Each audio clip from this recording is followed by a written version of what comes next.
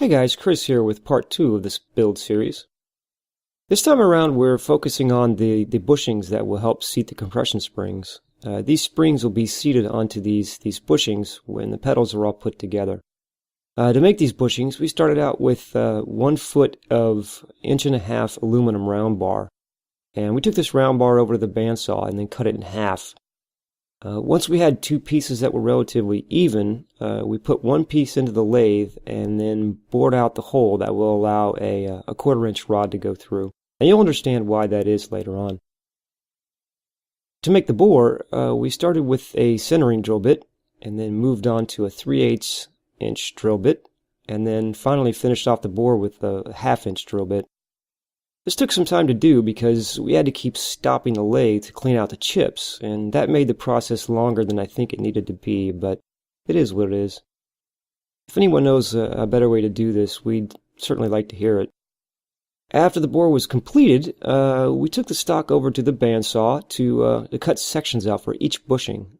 We tried using the cutoff tool to section out the bushings on the lathe, but that ended up being a real pain because the motor on this mini lathe just isn't powerful enough. It doesn't have any torque whatsoever, and even in low gear it would crash the lathe.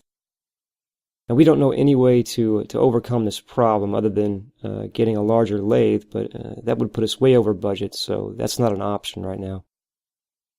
The only solution we could find was to just cut the sections out with the bandsaw, and that ended up working out just fine. We did this to make sure that the pieces wouldn't stick out too far on the lathe, which made them much easier to work with. Still, I think if we had used the live center and then cut the work for, say, 3 or 4 bushings, we could then take the work to the bandsaw and then cut them and then shave off the excess either in the lathe or the grinder, and it might have worked out better. We're still experimenting with this process, so we'll see how it goes. As you can see in the video, we took several passes on one side of the bushing to get it down to a specific diameter, and then turn the stock over and then turn that side down to another specific diameter.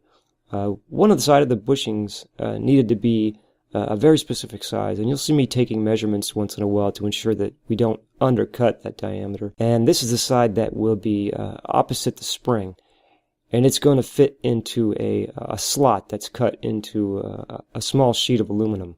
And you'll get to see us making that part later in the series. Well, that's it for this video. We hope you enjoyed watching, and we hope you're following along with us as we move further into this pedal build. Thanks for watching, guys. We'll see you next time.